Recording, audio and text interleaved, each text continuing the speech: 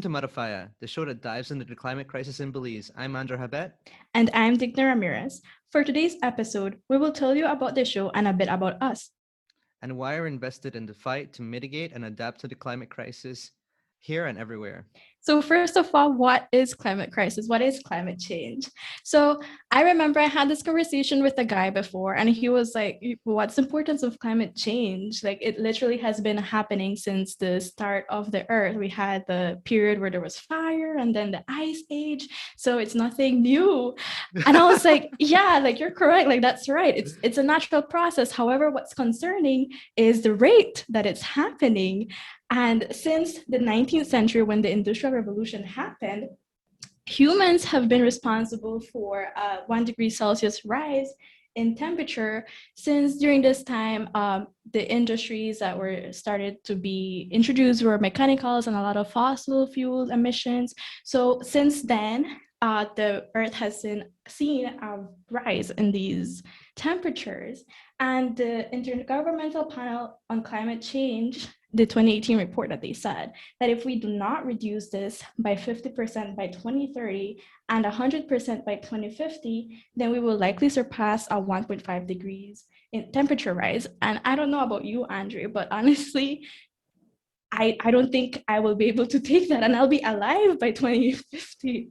I've been thinking about that a lot recently too. With right now we are in the midst of a minor heat wave in Belize. Like, this is not as bad as it can get. I mean, over the weekend before we recorded this, it was really bad, up to 100 and past 100 in certain places. We had a bunch of chickens die off in Spanish Lookout. And that is we're right now at just 1 degree Celsius warming. So the likelihood of us getting to 1.5 and even surpassing that, I really just cannot imagine it. Sometimes I do just sit in my room and wonder, like, damn, like, how are we gonna cope with that? And the sad answer is, like, we will figure out a way, but a lot of people will suffer in the midst of that. Yeah, I was in Cayo the past weekend, and there it just gets unbearably hot, dry air, especially during the midday. I was like, oh my God, if this is a free trial of hell, like, I better get my shit together. Like, I won't make it there. Seriously. Yeah, seriously. But That is what it feels like. yeah, and it's not only that, it's not just the heat waves that are concerning. If the temperatures rise, the ice caps will melt, and then a drastic rise in sea level will happen. And this should be concerning for Belize, because Belize City alone, it's under sea level. And they're, I mean, and we have a lot of islands as well. So, it's that the city, the population of Belize will feel it a lot.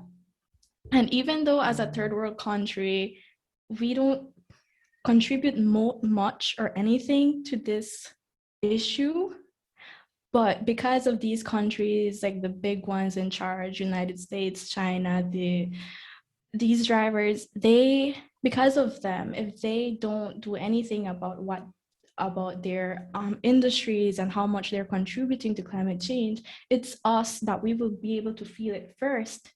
And that's the worst part. That's literally the worst part. Like, we're not doing anything. We're just here chilling, like, taking our time. Yeah. And I mean, we are contributing emissions, but definitely not significant to the degree that those other countries are.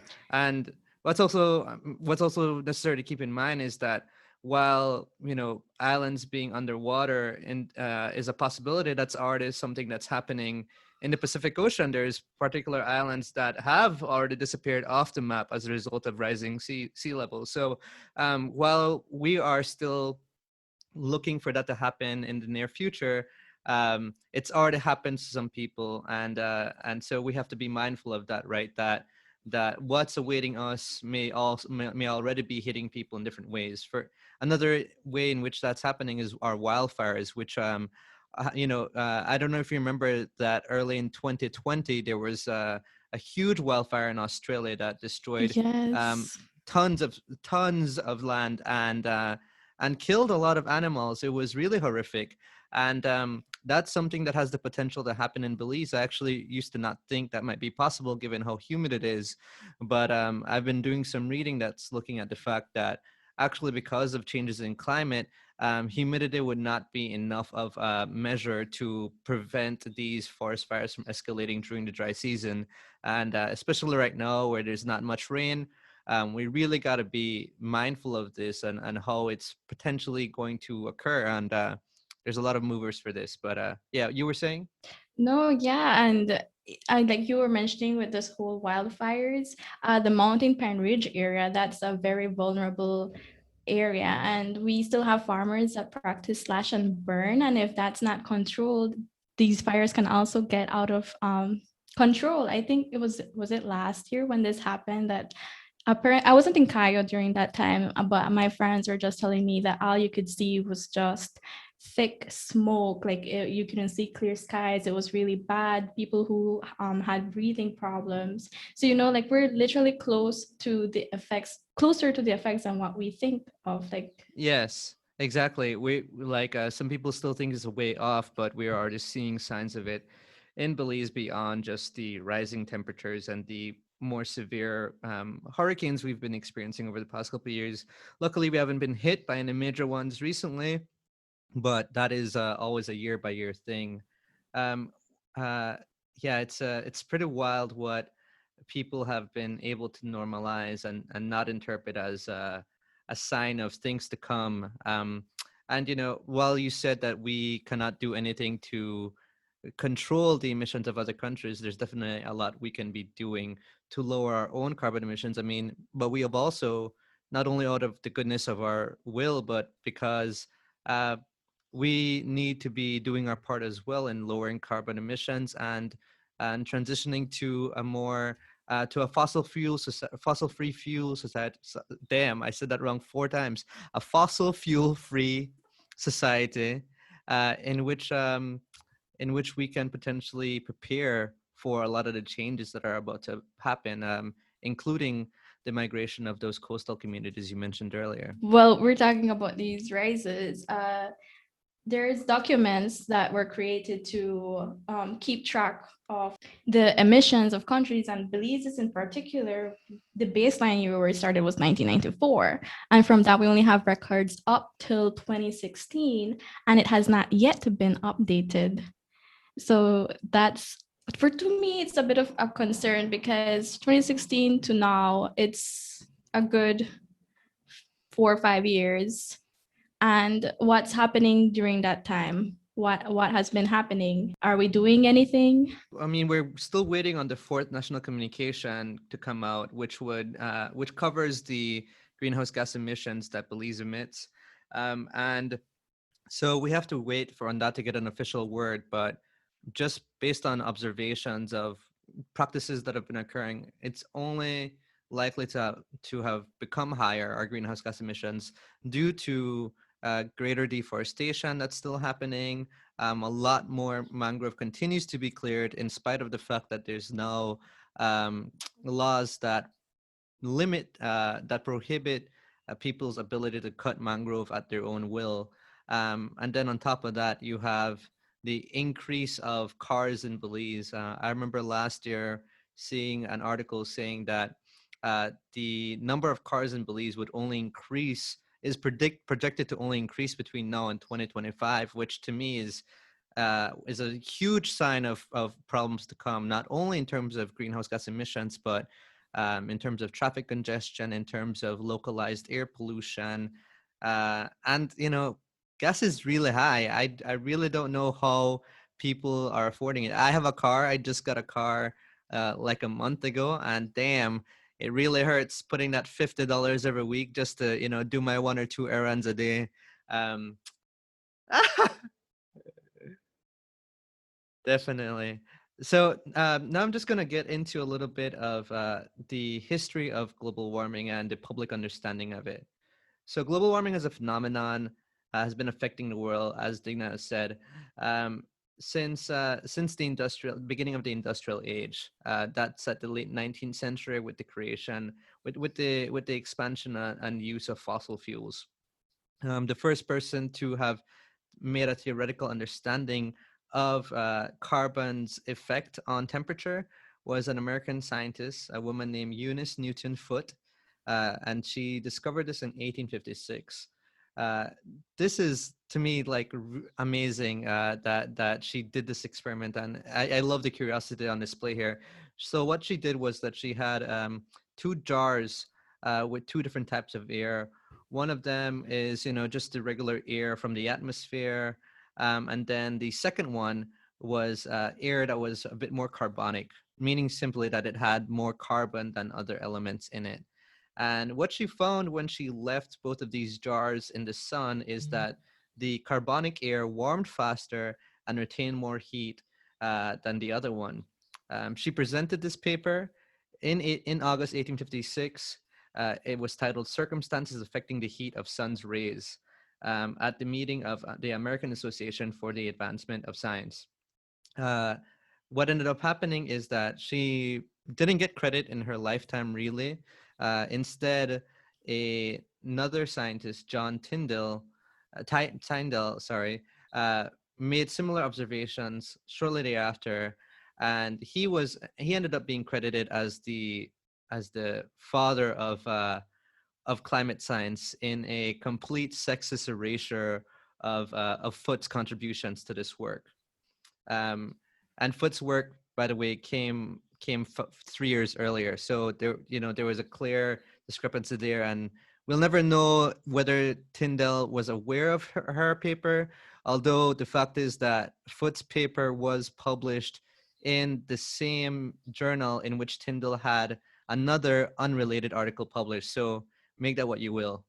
Then let's skip forward a bit, about 100 years. Now we're in the 1980s, and now there's starting to be a lot more conversation globally on the impact that emissions are having on on global warming.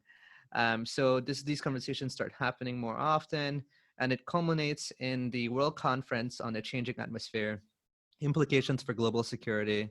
This was a conference that happened in 1988 in Toronto, Canada, where it was concluded that humans needed to reduce emissions by 20% below 1988 levels. Since then, emissions have only increased. So we're so far off from that. And there's tons of reasons why we have failed to meet those goals globally. Um, a lot of it has been suppression of information, a lot of climate denialism fueled by the fossil fuel industry that has been recorded repeatedly in different ways, and a lot of governments' inability to decouple themselves from reliance on fossil fuels, and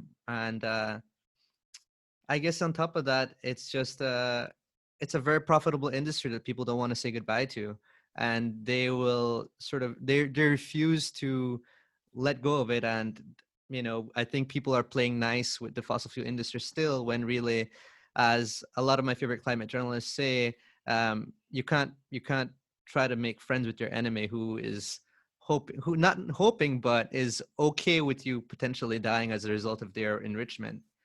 So since 1988, there's been several um, meetings and documents that have come out with the intention of finding a way to coordinate a response to lower these emissions. We've had the Kyoto Protocol, the Copenhagen Accords, and more recently the Paris Agreement. Um, so far, though, these have failed to generate any substantive changes in emissions reductions. And as you mentioned earlier, Digna, we are at a point in time where we have to be drastically reducing emissions by 50% in the next, at this point, 9 years. And the truth of it is that we're so far off from the mark. And this is not to say that all hope is lost, but it is to say that there is a lot of work to be done. And part of why we're doing this show is because we feel that this work can be Mm-hmm. done. And it can be done if we provide information to people and sort of indicate a potential way to respond. Another reason why it's very important for us to be thinking about it is because climate change takes already existent problems and functions as a threat Mm-hmm. multiplier. It makes it that much harder to secure food. It makes it that much harder for people to think. Also, you think about things like the fact that Belize has seen a huge rise in violent crime over the past decades, and studies that have shown that there is a link between increased temperatures and increased rates of violent attacks. So we have to be thinking sort of holistically as to how changes in the climate will affect society. And that's why we're Yep, here. and people don't realize that, fossil fuels, that's non-renewable resource. So if they continue at this rate, it will be finished. And even though it's profitable, like there will be the money by then, but at that time we won't be able to eat money. Like what will we be eating? Yeah. Uh, I guess we'll be eating some form of a rock or something. I really don't know what the intention is there. So we just want to go in now into a bit of background behind why we made this show and who we are and why we're invested in this whole problem. Um, so, as I said before, my name's Andre, and I have been, I guess, invested in the fight for mitigating and adapting to the worst of the climate crisis for a few years now. Um, and it's been something that's been deeply concerning to me. And I wanted to create this show with another person in order to start to have these discussions in a public space and share this information with people. um, what really inspired me, though, has been the work of other climate journalists. One who has one I'll mention right now is Emily Atkin, an American climate journalist who wrote this really amazing essay called "Good Grief," and in that she points to how this assumed stoicism of journalism has limited type of coverage global warming has had, and therefore people commonly underestimate the urgency of the situation and the many ways in which the climate crisis touches on all aspects of our lives, from our ability to make food, to massive extinction, to fertility rates, to our ability to sustain the capitalist structures that we were told would make our lives better, and have failed to do so due to massive global inequality and profiteering from environmental destruction.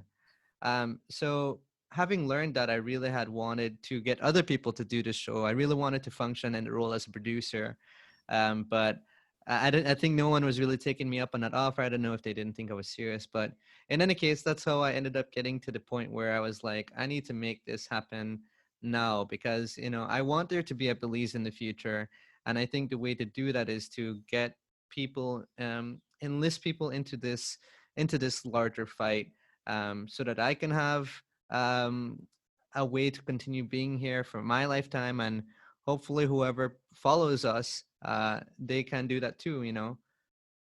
So Digna, I got in touch with you about this, and can you talk a little bit about what was your impression of this? I feel like now that we know each other for a few months now, it feels it's always hard to remember like when you met someone.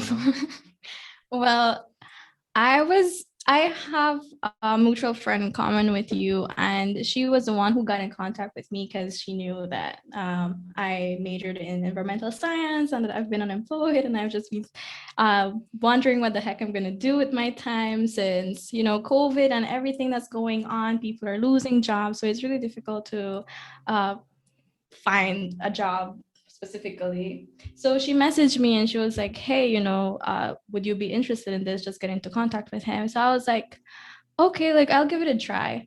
So then I went to your page and then I just went to like stalk a little and see what you're all about before I message you. And then I Yeah. saw that you had previously tried to do the same thing like months before, like you had posts dating back months ago, talking that you wanted to do something like this and that you were interested and no reply. So I was like, okay, let me give this a try. So I then messaged you and then that's how we got into conversation. And then you told me what it's all about. And I was like, that's a really great initiative, mostly because as a young person in her early 20s, honestly, when I went into environmental science, I was sort of naive to a point, thinking but climate change was like a romanticized idea. Like it's Yeah. easy, we can do this. It's easy. Like why the hell are we not doing this? You know. Yeah. And then Yeah. I started learning from my courses, and then from news, and then just seeing how the system is. And I realized that if I were to work in the system that Belize has now, I wouldn't be doing anything of what I am actually interested. Like I would have to stay quiet, or if I want to keep certain job, and I Yeah. don't want that. I don't want for my voice to be bought or kept quiet. So I thought this would be a great medium to spread awareness and get in contact with other people, and to let them know that they're not alone, that we need to speak up and we need to come together to be able to do this as one and to start seeing results. Yeah, and I'm really glad to have you join me on this journey. I think we're gonna learn a lot, and we're gonna talk to a lot of people while we do this over the next couple weeks. We're hoping to do this in a seasonal format where we can, do a lot of really good episodes and then take a break to recharge and do some research and then come back to you all.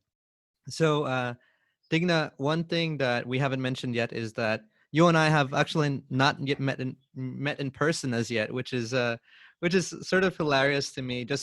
Well, I guess people always say Belize is so small, but like the only way we could get further from each other is if I move to Toledo, because you're up in Corozal. I live in Belize City. I've only ever lived in Belize City whenever I've lived in Belize. So that's to me somewhat humorous. But I've lived away in the United States for about 10 years, and then I moved back in 2019. Um, Most of my work has been in the realm of writing. I did a creative writing degree, and then I did a degree in rhetoric and composition, and now I'm completing a PhD in composition and cultural rhetorics from Syracuse University. And I have learned a lot through my time in school, but I've learned a lot as well from informal spaces, from friends, from books that weren't assigned to me, and from conversations with people. And for me, this is an extension of that. This is a continued learning space for myself. Maybe for you, I don't know. Maybe you know a lot more than me. I've never taken an environmental science class. I don't know if you know that. I took one class on like the Caribbean, sex trade, and tourism, which was huge for me. But beyond that, yeah, my scientific background is very paltry. The last science class I took, I remember, was a chemistry class. I got a C plus, and I was very proud of myself. Interesting. I actually failed chemistry the first time I took it. Yeah. So tell us a little bit about yourself Well, too. like you said, I'm from Corozal. I've also lived most of my life here. I briefly lived in Bladeville for like a year, but that was because my mom moved there for work. But yeah, most of my time I've just been here. And for as long as I can remember, maybe in high school, I was actually forced to start getting involved in youth organizations and volunteering. Forced. I What? My Forced by mom, who? because she's a chairperson of the village, so whenever they needed people, they would contact her and like, hey, we need youths and blah blah blah. So I would be the first person my mom would go to, and it's like, you Wow. have to do this. Like, but I don't want to. No, I don't care. Like, you have to do this. So, and I'm actually grateful for that. Even though I hated it at first, I actually grew to love it, and it's opened many doors for me. And from that is when I started volunteering with NGOs like Oceana. I was very fond of participating in community cleanups. Fond of it, but disappointed at the same time to see how disgusting a lot of us are. Um, you know, Yeah, yeah. and that is where my interest for to study environmental science came. And at the time, my knowledge and my everything was so limited. Like I said, like I was very naive to think about it. Like I just knew like the basics of climate change, land pollution, water pollution. And then when I entered into Galen, that's where I got my bachelor's degree.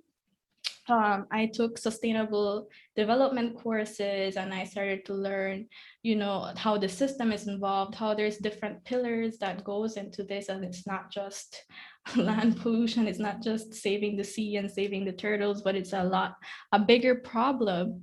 And I even did a exchange in Canada. So then I got the context of the Canadians with environmental.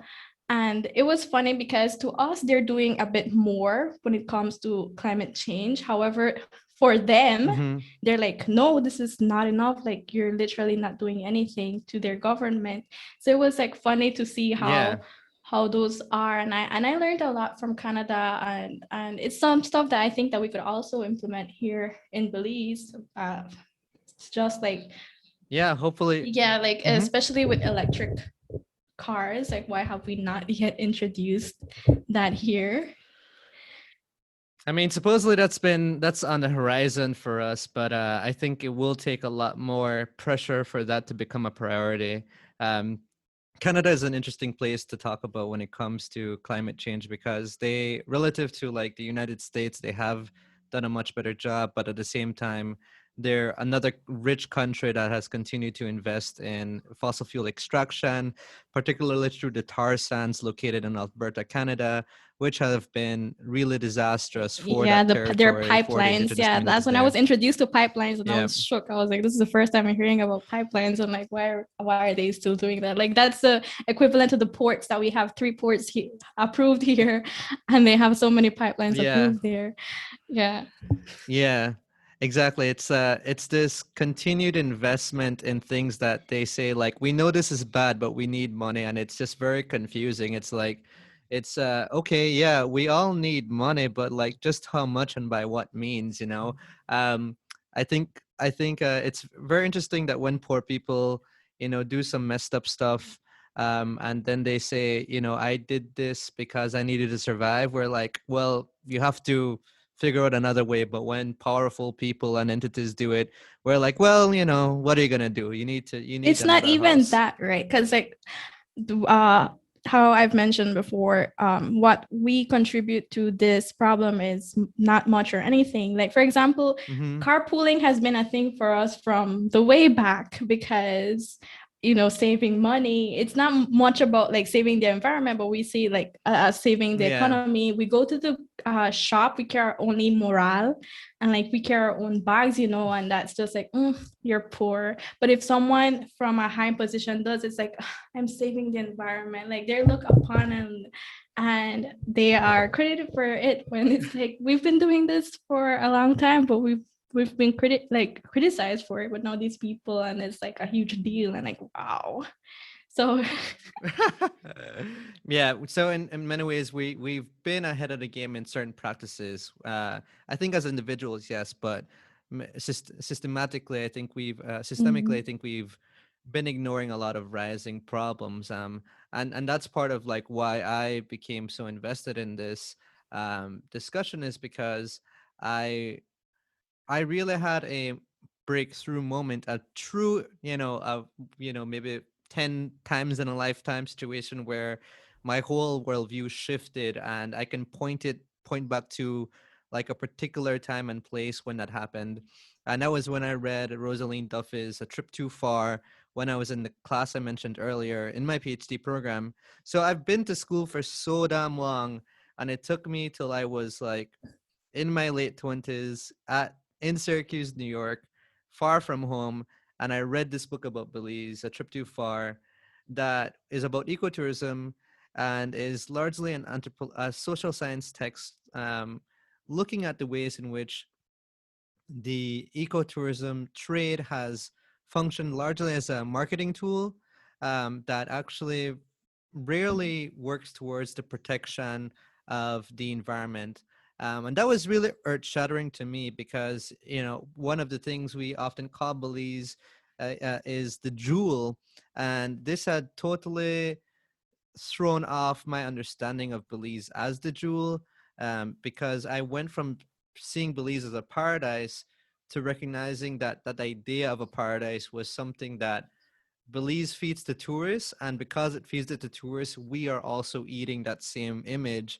despite the fact that we know that things are really messed up, that there is extreme amount of poor waste management, poor water quality. We've seen recently in the case of the New River, which last year got a ton of attention for the fact that it was seeing massive fish kills and people getting sick living along the New River. And there are, companies that profit along the New River. And I won't name names here because, well, I don't know how lawsuits work in Belize, but hopefully someday those people are held accountable for what they've been doing. And so there's all these examples we can look at that show us that Belize isn't a jewel, and that's okay. But the thing is, once we recognize that, we have to start working towards changing it. And for me as well, it's also, I guess it was my shift away from valuing capitalism as the best economic model for ourselves and recognizing that capitalism is built on inequality and it's also built on the destruction of the environment because it treats the environment as an infinite resource when anybody who can look at a tree or look at anything or be in the presence of like the natural world will tell you that it's all finite. It all has the potential to go away if we mismanage it, if we're not stewards for it. And the last thing I'll say is that um, I, you know, I think one thing that people underestimate when you get into the fight for climate change is although it can be really stressful to be able to recognize all of the destructive things humans are doing and maybe the deadlines on our ability to sustain the current quality of life we have. I think what also I think about is the fact that for a lot of societies around the world, particularly indigenous societies, particularly for Black communities, they have already been entrenched in a very apocalyptic version of the world, and so it is a privilege to only now be entering into that space myself, or for my family, or for people who are like me and embody my identity. So I think about the fact, and all of that makes me grow in my gratitude for what we still have, and makes me all the more willing and desirous to fight to keep every little thing, and so I think life has gotten to me, the bar for a good life has lowered dramatically. I remember when I was younger, and I'm not saying as a kid, I remember when I was like 21 and I was very fixed on I have to be rich and that will make me happy, and that has totally left my mind. Now my goal really is like I want to be well enough to enjoy time with people I love, and I want to, I don't know, laugh a lot and read some books and watch some movies. And if I can do that till an old age, I think I'll have a pretty good life. So, how about you? What are you invested in protecting? What's been your come to Jesus moment? Have you had one? Honestly, no, I haven't had a come to Jesus moment. I'm still in between that. I want to be rich and I just want to like live a comfortable lifestyle and just enjoy my time. So I'm still in between that and deciding what the hell I'm gonna do, because I'm unemployed, so I don't have any source of income. Plus, I have a student loan. Cries.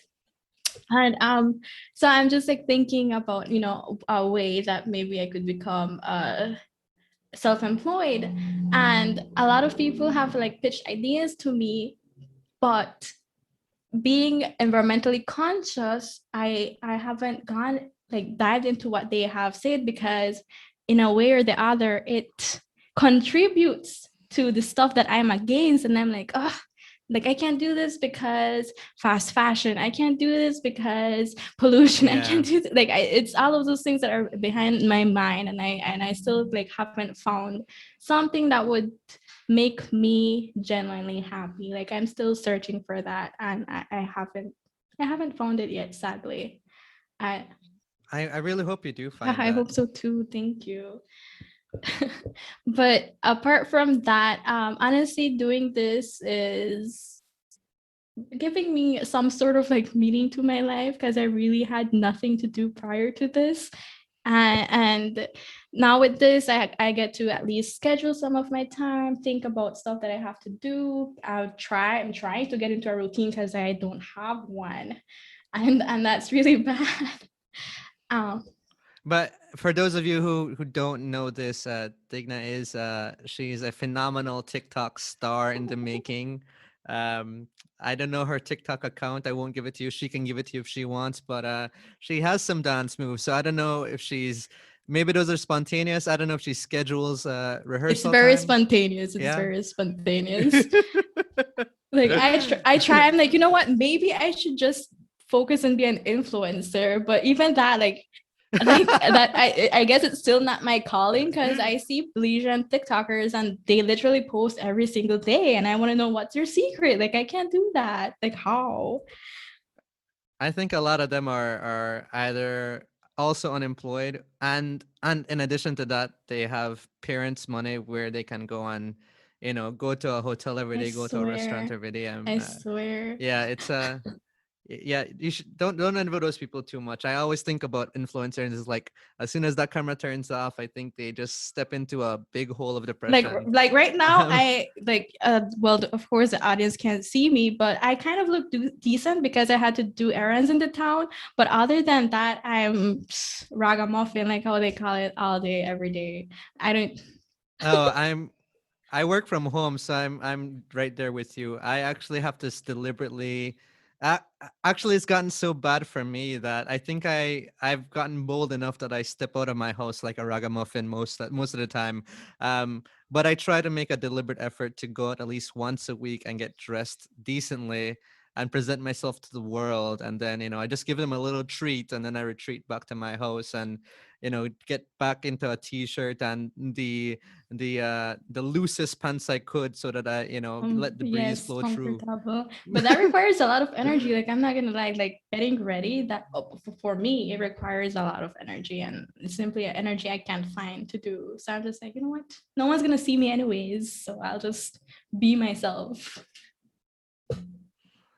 So what are some things that you mentioned earlier, like that you got into this and partially because of school, but I also know that you were inspired by a few documentaries, or like what sort of sources have been instructive to your growing understanding of environmental change and the climate crisis? Mostly documentaries.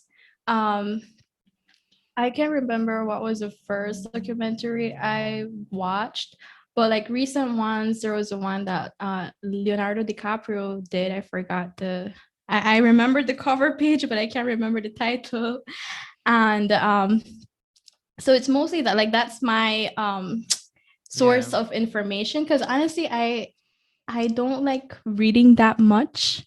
So I like to view stuff and listen. That's my way of learning. And so documentaries. I like to watch documentaries, cool. and I try to get as much people involved when I watch documentaries. I make my boyfriend watch with me. I make my mom, my sister. I have everyone sitting with me. Like we're gonna watch this and we're gonna learn and we're gonna discuss what you guys think. Like Wow. That's really cool.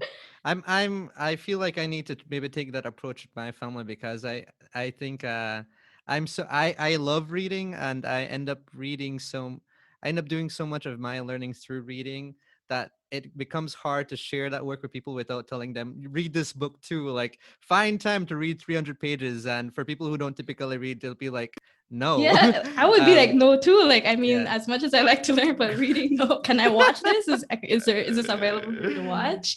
So No, I totally so get that's that. a way that I have been getting my family involved in what I do. My boyfriend as well, prior to me, he had like no understanding. He studied business, so like this is like far from his area, and I would make him watch stuff with me, and he's very supportive, and he actually listens. He pays attention. Like he's not just, I'm watching this just Cool. because she's forcing me. No, like we talk about this, and we usually have discussions and think about ways that individually how we can do our part. And I'm glad for that. Even with my mom and my sister, she's 18, and thankfully she doesn't like fall into whatever she sees in social media. Like she, when it comes to, when it's environmentally related, she comes to me and asks me like, hey, I read this, blah blah blah. So then I give her my point of view, and like why is it wrong or why is it right? And I try to explain to her. So I'm glad she doesn't go and just spit out whatever she's seeing online, and we get to discuss that. And even recently, even her boyfriend, like I want for Conspiracy, actually, I made them all sit down, like we're all watching this. I haven't seen that one yet. I've heard It's controversial very things about it, but I'm glad controversial. people are It's very talking about it. controversial. I'm glad that they were raising awareness of what's happening in the sea, but Yeah. to me, it gave me heavy white savior vibes. Yeah, that's the main thing I've heard, and well, I mean that's often the case with environmental discourse where there is a prioritization over the more than human world over like the lives of indigenous people of black folks globally.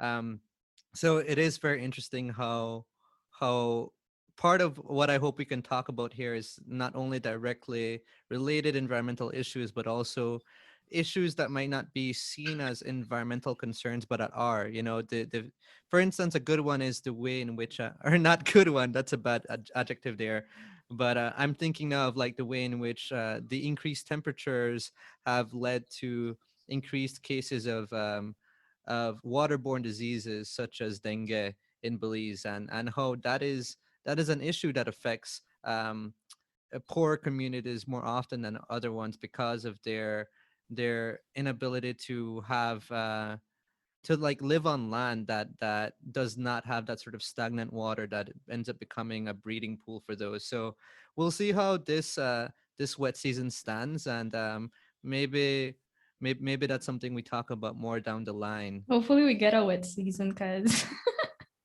but Ah! not too wet either, cause too wet can also be Yeah, bad. exactly.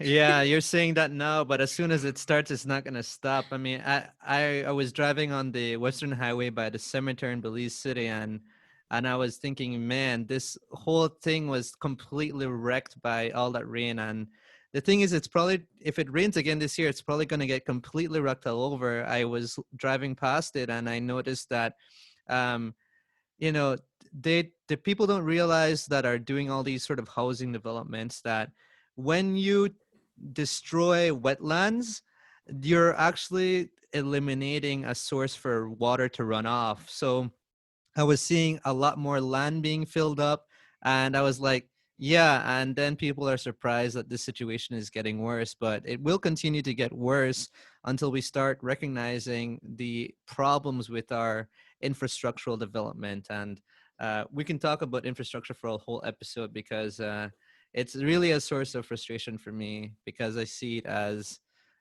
rarely ever doing anything that makes people's lives better. I mean, I don't know if you remember that story from, well, it happened more than once, but with the new airport road where a lot of uh, a lot of megafauna like tapir were being like just knocked down by people driving along that road, and and that didn't need to happen.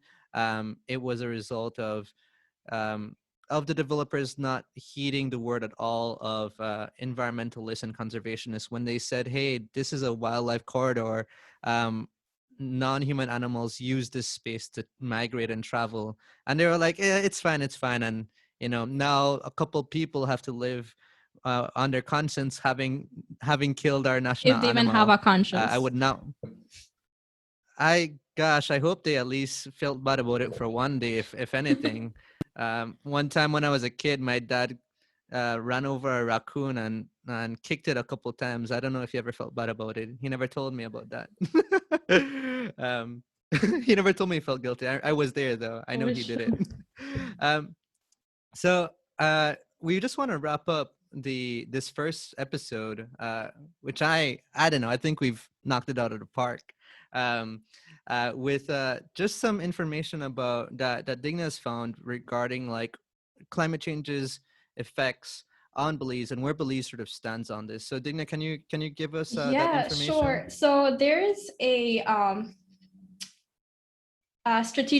strategic framework that was published in 2019, The title is Belize Country Strategic Framework, including a country program for engagement with the Green Climate Fund. And it gives an overview of the country of Belize and how it stands when it comes to climate change. And it even provides some, what's the word? Oh my God, I forgot. Well, now the jitters are starting to come in. Basically how to go about solving climate change in a way. Nice. Yeah, Mitigating its mitigating, what effects. the Yeah. heck, like it's right there. Anyways, just mitigating.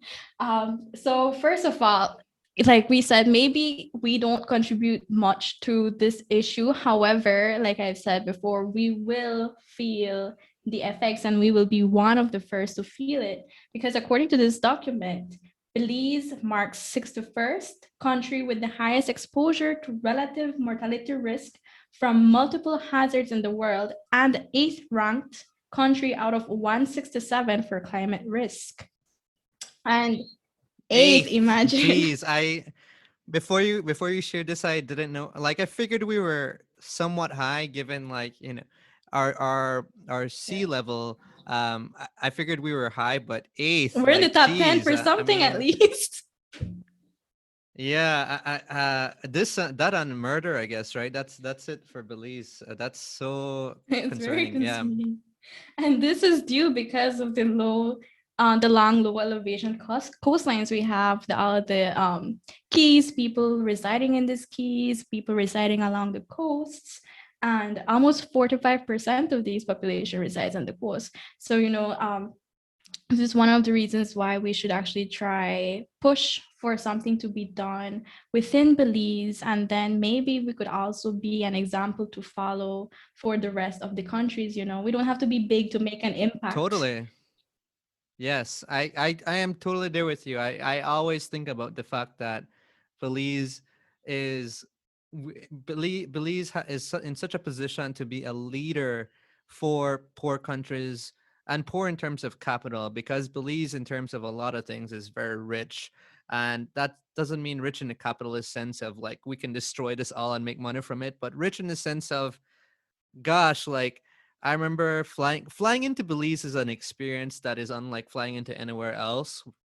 I remember when I came back from Belize from abroad most recently, and I was just really stunned by how much of Belize's land um, continues to be not untouched, and not natural, because I'm always iffy about using those words, because I think it separates us from the natural world when we are the natural world too. We are the environment. But I remember it being so distinct from when I flew into LA a couple years ago, and it was just like it looked like a hot and disgusting city. I'm a big hater of most American cities, because I think most of them are very poorly designed, and don't have nearly as much greenery as I like to have. But that's because I grew up back a bush, so I'm very much for mangrove, and hearing a lot of animals constantly, overhearing sirens and car horns and all of that. Um, did you have anything else well, I think you have some more information you wanted to share. Yeah, sorry, I got into my own thing there. I'm also from Bush. Like, I lived most of my time. I was raised in a village, so I'm used to going to the backyard, climbing trees, the plum trees right there, orange trees. So this is something that I would like future generations to be able to benefit from. Like, I've also visited cities, and it's like too overcrowded. Like, there's literally traffic noise. I actually live like right side of the highway, so just listening to cars all day every day is really annoying. But apart from that, I'm glad that I have a whole backyard back there that I can go chill. There's shade and there's like nice breeze, and I want this for future generations, for them to also be able to enjoy this type of stuff. And like you mentioned, mangroves, like our economy, the way it's set up right now, it highly depends on tourism, and we have fragile ecosystems that are being destroyed in order to cater for these sectors. We have illegal logging going on. We have the cutting of mangroves for expansions, stuff like this. And if we don't have the mangroves, they literally acts as a barrier from waves, from winds, from hurricanes. So it's like the mainland wouldn't get hit so badly. But for some reason, people just don't get to seem to understand that, and that's kind of sad. Um, but not only that, we also have the agriculture sector. With this heat, it is affecting it. Like this whole massive killing of chickens that happened, and that they were just dumped on the sea on the side of the road. Like that's bad for many reasons, because then the air, I after a while I Yeah. imagine that must stink if no one gets rid of that right away, especially in this heat. Yeah, and that I remember that, like I remember they ended up saying like, oh, that was just one farmer who did that. And I don't know, we can never be too certain about what's happening in Spanish Lookout because we only ever have their word to go on for that.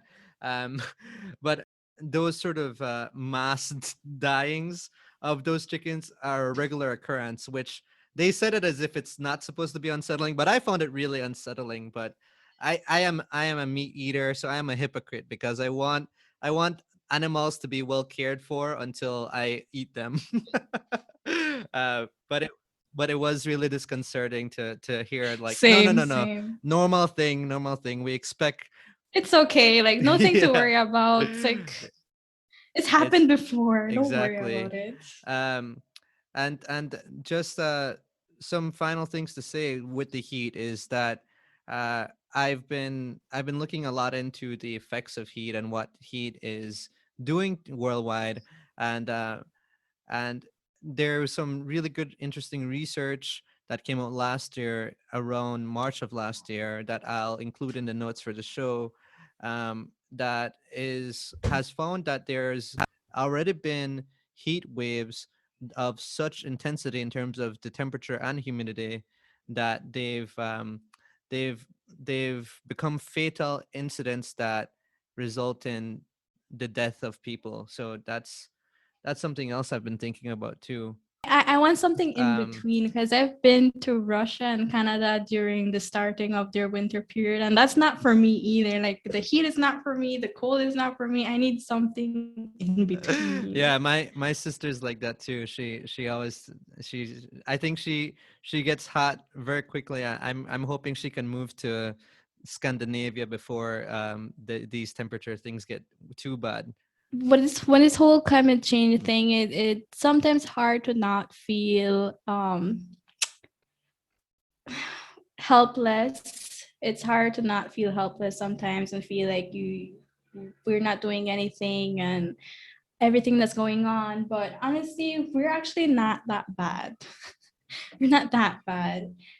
We actually have a lot of good things going on for us. For example, the first big thing was back in 2009. UNESCO actually put our barrier reef as in danger, but thankfully in 2018 it was removed from that list, and that was because of all the work that has been put together with Belizeans and NGOs trying to save the barrier reef, the corals, and all of that. And most recently, we also have the phase out of the single-use plastic and styrofoam. I'm actually still waiting on that because it's not completely done. It's taking a little bit too long, but it's a start. Also, we were able to get the no offshore oil drilling in Belize. That was in 2017, and Oceana held like a heavy campaign to have people sign on to this to make sure that the government doesn't allow for that to happen in Belize. And most recently, last year, we had the gillnet ban. Some fishermen are not happy with that decision, but I think it's ultimately for the best for our waters. Yeah, and that's something definitely should get into that in a future episode, talking about the Gillnet band and potentially talk to a few fisher people about what's happening on that end and why that fight has become so contentious once again after seemingly coming to some resolution. And now, yeah, like we have alluded to a couple times before, there's the port situation. Yes. And lastly, also, Belize isn't far off from technology. Like back down in the south, We have Mayan women who are solar engineers and went all the way to India to learn this, and they've been providing solar energy to their communities down in the south where they had no electricity, and now they're able to, have electricity down there, and they're sharing their knowledge with the other women so that they could expand the labor force and reach more communities in maybe a shorter time period. So the uh, concerned Belizeans are there. There are people who actually care about the environment. They care about what they're doing. I don't think that we're alone in this. It's just a matter of like us getting together and trying to make a difference together. Totally. That sounds like a really good place to end this first episode, Digna. Guys, if you haven't already, be sure to follow us on Facebook or Twitter at Mada Fyah. That's MADAFYAH. We encourage you to subscribe to the show so you can hear all of the other information that we'll be providing in the next upcoming episodes. One thing we'll definitely be talking about for the next episode is the cruise port development situation, which I've been following closely, and Digna as well. And we will be talking about how it's an ongoing pattern in the Department of Environment's failure to hold developers accountable for the environmental destruction. And political representatives' failures to use their power to uphold the assets of their portfolios. And before we completely wrap up this episode, we would like to thank Alexander Evans for providing our theme song. You can find him on Instagram at Alexander Evans Music. And thanks to Demi Williams for providing our artwork. Thanks for checking it out, guys. This has been Mada Fyah. Thank you. Thank you so much. Thank you, guys.